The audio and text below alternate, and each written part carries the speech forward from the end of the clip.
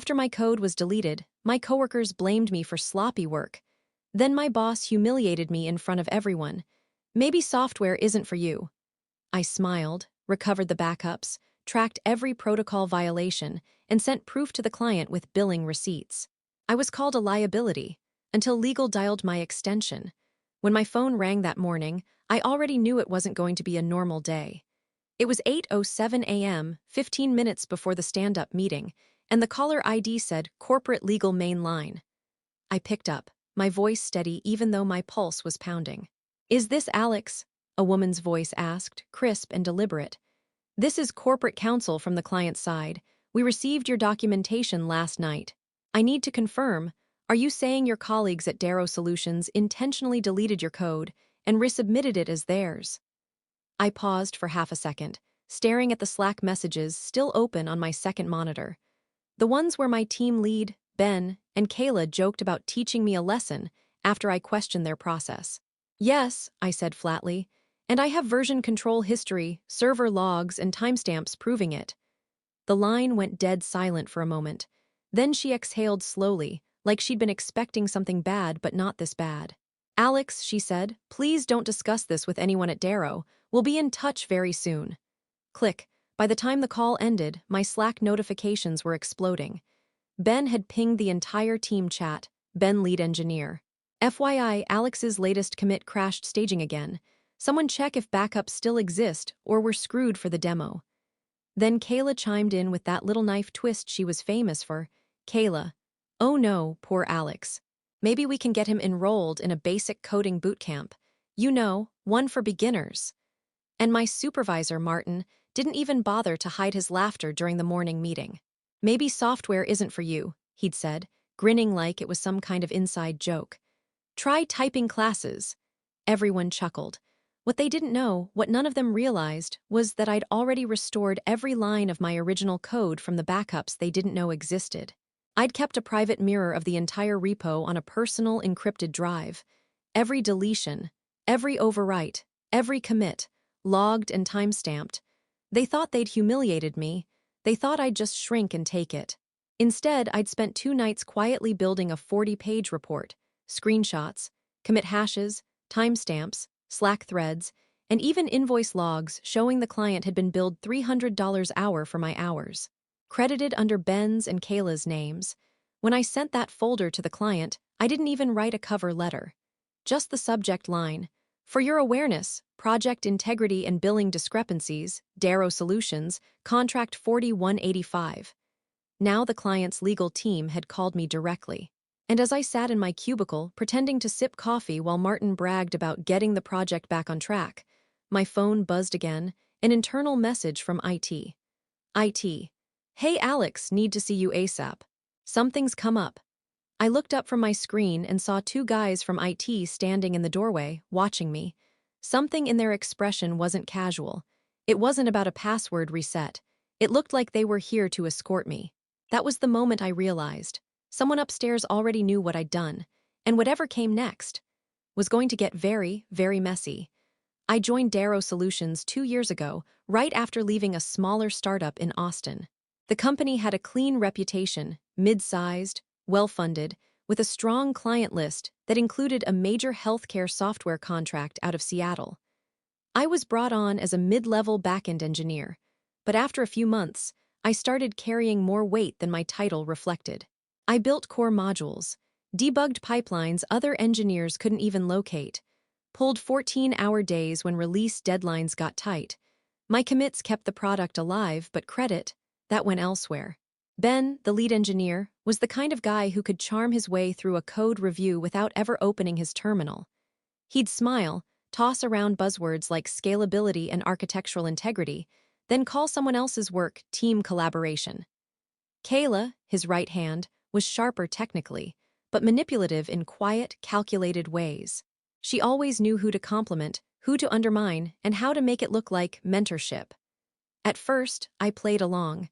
I didn't want to make waves. I'd been in enough offices to know that competence alone didn't protect you, politics did. Then came the MedSecure project. That's where everything turned. The client was paying Darrow a premium for secure data handling software real, sensitive patient record encryption. I was assigned to design the authentication system. It was complex, but I got it done 2 weeks early. It passed every internal test. Ben even complimented me on it in private Slack DMs. Ben, nice work on that auth module. You saved our deadline. But 2 weeks later, during a presentation to the client, Martin, my supervisor, presented the architecture deck with Ben's and Kayla's names on the slide that showed my module. Mine was gone. Cleanly erased. I remember staring at that slide, then glancing at Ben. He didn't look guilty. He looked smug. After the call, I confronted Martin. I kept it calm, professional, asked why my name wasn't listed as the module's author. He gave me that same smirk he always wore when he thought he was being clever. You're part of the team, Alex. Everyone contributes. Don't get hung up on credit. I swallowed it. I told myself I'd let it slide once. But it wasn't once. It was the start of a pattern.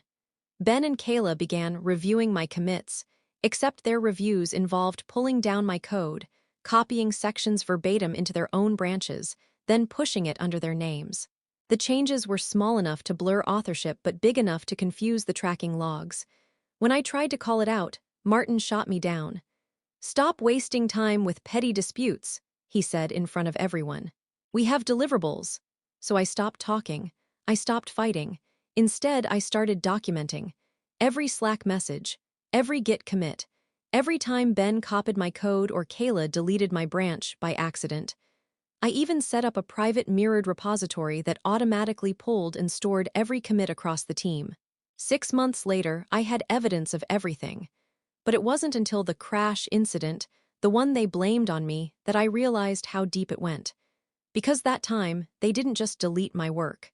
They rewrote it wrong, intentionally, then pinned the failure on me.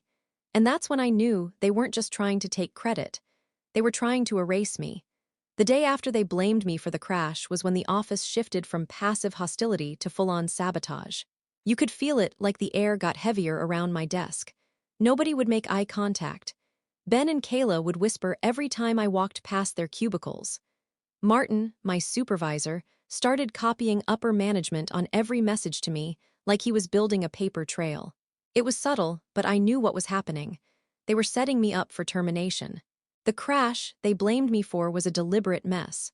I saw it in the commit history.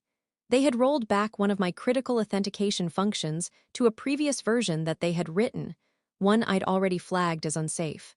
It was the kind of bug that would take a day to notice, a week to fix, and exactly one person to pin it on, me.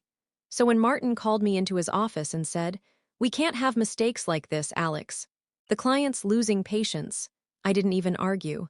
I just nodded, acted apologetic, and said I'd take full responsibility. He seemed almost disappointed that I didn't fight back. After that, they got bolder. Kayla started pushing me out of group projects, telling the team that I needed more time to focus on bug fixes. Ben stopped inviting me to sprint meetings. Suddenly, the only tasks I was assigned were cleanup jobs, tedious documentation, patch testing, or reviewing other people's code for syntax errors. It was humiliating. The thing was, I still had access to the repositories. They didn't realize my mirror server was pulling everything in real time. And then something strange happened. 2 weeks later, I noticed that my code was being used again, my encryption module, my database schema, my API hooks, but under new commit names. The client portal showed the project hitting milestones that I hadn't been included in. The commits were all tagged under Ben K and Kayla M, but I knew every function, every line of logic, like I'd written it because I had. I stayed quiet, but inside my blood was boiling. The worst part was watching them perform in front of the client. On video calls, Ben would say things like, "We've been refining our encryption logic for months," while Kayla shared my code on her screen, changing a few variable names to make it look fresh. And Martin, he'd nod approvingly and say, "This is exactly what I like to see, strong collaboration, no ego." Meanwhile, they were billing the client $300 per hour for my hours, logged under their names. It all came to a head during one Friday meeting. The client's project manager, a woman named Dana, complimented Ben and Kayla's excellent security framework. Ben said, "Thanks, we put in a lot of late nights on that." I looked him dead in the eye through the webcam and said calmly, "Interesting." I wrote that framework 6 months ago. The room went dead quiet. Dana blinked. Ben forced a laugh. Well, yeah, Alex helped with the first draft, but we had to rebuild it completely to meet standards. I didn't say another word, just smiled, muted myself, and let the meeting roll on. That night, I made a decision. If they wanted to play this dirty, I was going to end it methodically. The same way they destroyed my name, one documented piece at a time. I spent the weekend pulling every commit history from my mirror backup. Each line that matched my old code. Each billing discrepancy.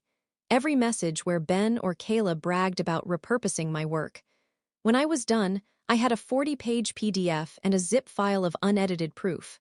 I didn't send it right away. I waited. Waited until the Monday after they publicly humiliated me in front of the entire team, when Martin laughed and told me to try typing classes. That night, I sent it to the client's legal and operations inbox. The subject line was simple: Project Integrity and Billing Concerns, Darrow Solutions. And less than 12 hours later, corporate legal called me. I didn't know it yet, but that one email had just blown a hole straight through the company's biggest contract. The IT guys escorted me to a small conference room. No one said anything. One stood by the door, the other handed me a printed memo. Subject: Security Audit, Immediate Access Suspension. I read it twice. My stomach twisted. They'd locked me out of every system. My badge didn't even work anymore. Martin's orders, one of them said quietly. He told us it's a precaution, nothing personal. Nothing personal. That phrase hit me like a slap. I asked, did he say why? They exchanged glances, that kind of look coworkers share when they know something you don't. Apparently there's been a data breach report, the taller one said finally. Client escalation. Legal's involved. That's when it hit me they were flipping it. They were going to make it look like I had leaked client data. I didn't say a word. Just handed over my laptop, phone, and badge like they asked. Then I walked out of the building as calm as I could, though my hands were shaking the whole time. Outside, I sat in my car for almost an hour, staring at the steering wheel. My phone buzzed nonstop, texts from coworkers, all variations of, "What did you do, man? Ben said you sent confidential files to the client." HR's freaking out. That's when I realized just how far Martin was willing to go. He must have found out I'd sent the documentation. But instead of coming to me, he ran straight into damage control mode, telling everyone I'd compromised company data, that I was trying to blackmail the client with internal materials. They were building a scandal around me. By noon, I got an email from HR requesting an urgent meeting. The language was careful, full of words like investigation, policy breach, and data ethics. But the truth was, I wasn't under investigation. I was being sacrificed. I called Dana, the client's project manager, to explain what was really going on. She didn't pick up. But an hour later, I got a text. Dana, we've escalated to corporate legal. Please don't contact anyone else at Darrow. So that was it. The client had cut me off, my company had suspended me, and everyone I'd worked with thought I was some kind of malicious insider. Still, something didn't add up. If the client's legal team knew what I sent, why hadn't they thrown me under the bus too? That night, sitting alone in my apartment surrounded by empty coffee cups and open documents, I noticed something strange in my email outbox. A copy of the message I'd sent to the client, the one with all the documentation, was gone. Not deleted. Replaced. The timestamp was the same, but the file attached wasn't mine. It was a doctored version of my report. The file names were identical, but inside, the data looked different. The timestamps had been changed. The logs looked falsified. It made it seem like I'd pulled and exported client records from the server, not my own code history. Someone had edited my evidence after I sent it. And they'd done it so cleanly, it would be impossible to prove without admin-level access. The next morning, I woke up to an email from Martin, CCing HR and the client's legal department. We have reason to believe Alex manipulated and exported sensitive client materials without authorization. We are cooperating fully with your legal team.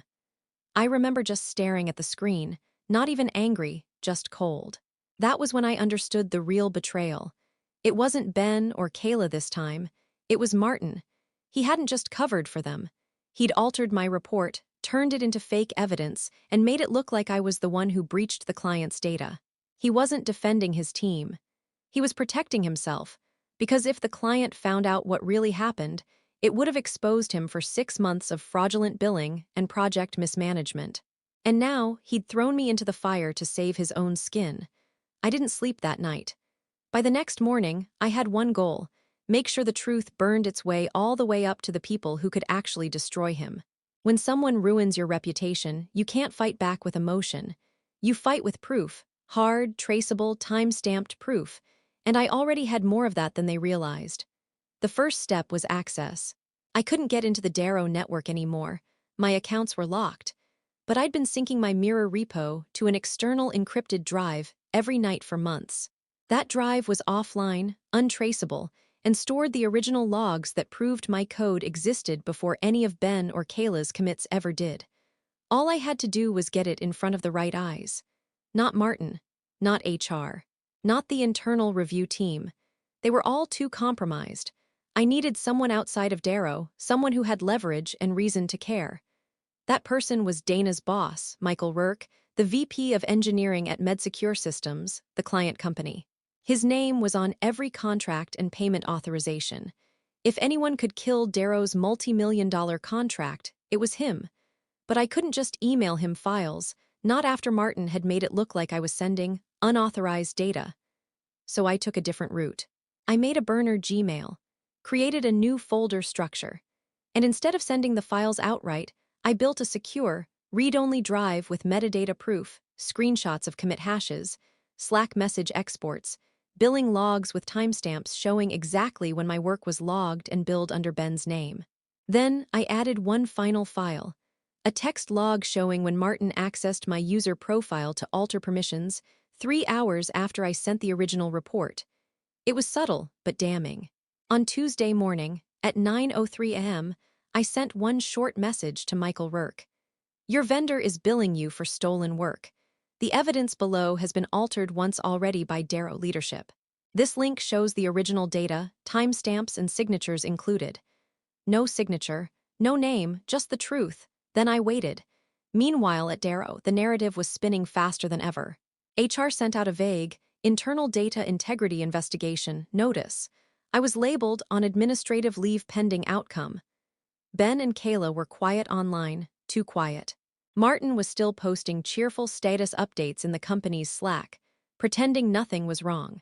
But then something shifted. By Friday, 3 people from upper management had suddenly gone remote for the week. And that afternoon, I got a call from an unknown number. Alex, the voice was male, clipped, authoritative. This is Michael Rourke from MedSecure. I received your message. We verified the metadata, and yes, your report was tampered with, not by you. I didn't say anything for a moment. My throat felt tight. He continued, we've frozen all payments to Darrow. Their entire contract is now under review. Corporate legal will be in contact, but I wanted to confirm something personally. Are you willing to submit an affidavit confirming your documentation chain? I said yes. Immediately, when the call ended, I just sat there in silence. The revenge wasn't done, not yet, but that was the first real crack in their wall. After that, things moved fast. I filed a formal complaint with the state's Department of Labor, including proof that Darrow had falsified billing records under the client's name. I also sent a whistleblower notice to the SEC because the company was publicly traded. Falsifying invoices wasn't just unethical, it was illegal. Then I went quiet again. No more messages. No contact. I wanted them to think I'd disappeared, the disgraced employee, tail between my legs. Until I saw the news 2 weeks later. MedSecure suspends vendor over data integrity concerns contract under investigation. Martin's name wasn't in the article, but I knew he was drowning behind the scenes. The next morning, LinkedIn showed Ben's profile had changed to open to work. And that's when I got the email that started the real unraveling, the one that changed everything. The subject line read, internal message forward from Kayla. No greeting, just a single line of text inside. You were right. Martin set us up too. Check the attachment. The attachment was a PDF, a screenshot dump of an internal Slack thread between Martin, Ben, and Kayla. At first, it looked like the usual project chatter. Then, about halfway through, I hit the part that made my stomach turn. Martin, don't worry about Alex. Once it locks his access, we'll tell legal he was acting erratic and breached protocol. Ben. Won't the client see the timestamps? Martin. Already taken care of. I rewrote the repo history. Everything traces back to him now. You two just keep your mouths shut. Kayla. You sure this won't backfire? Martin. It won't. Alex is disposable. If it comes to it, I'll tell HR he's been unstable for months. He's not on the core payroll anyway. I froze at that last line. Not on the core payroll. I pulled up my last pay stub, the direct deposit slip I'd saved from the previous month. That's when I saw it. The payments didn't come from Darrow Solutions directly. They came from a subcontractor called Vantage Systems LLC. I'd never even heard of them. I started digging. Vantage Systems was a shell company, barely a website, just a single contact email and a P.O. box in Tacoma. I ran the address through the Secretary of State's corporate database. Registered owner, Martin Keller, my supervisor. It hit me like a punch to the chest. For nearly a year, I hadn't technically been a Darrow employee. I'd been contracted through his private LLC. That's why my badge access, tax forms, and employee ID were always temporary. Martin had created a middle company, funneled my labor through it, and billed Darrow for me at an inflated rate, probably double what I was getting paid. Then Darrow billed MedSecure on top of that. He wasn't just stealing credit. He was profiting off my existence. When I started comparing numbers, the scope of it became horrifying. Each invoice from Vantage to Darrow listed consulting and technical services under Ben's department. The hours matched my weekly timesheets exactly. He'd literally cloned my billing data and made it look like his own LLC provided the work. And it went deeper. I dug through every payroll email, every project update I could access. The pattern was the same. Any employee who caused issues or asked too many questions about their pay got quietly pushed into this subcontracting system. Some probably didn't even realize it. Martin had built a whole shadow pipeline of fake subcontractors, funneling money from both the client and his own employer. And when I exposed the billing discrepancies to the client, my report had come dangerously close to revealing his side hustle. That was why he panicked. That was why he framed me. It wasn't about the code. It wasn't even about embarrassment. It was about millions.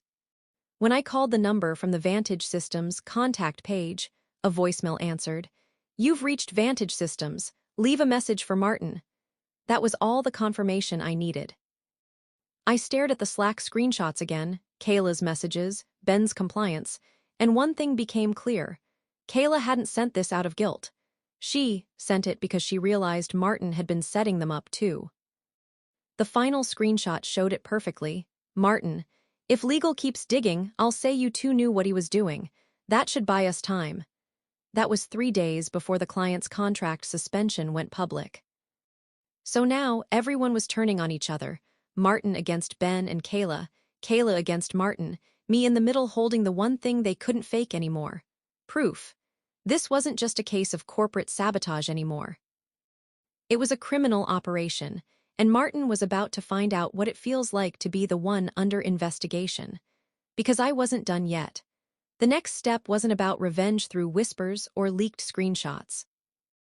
I was going to bury him the same way he tried to bury me, through the system, in cold, legal daylight.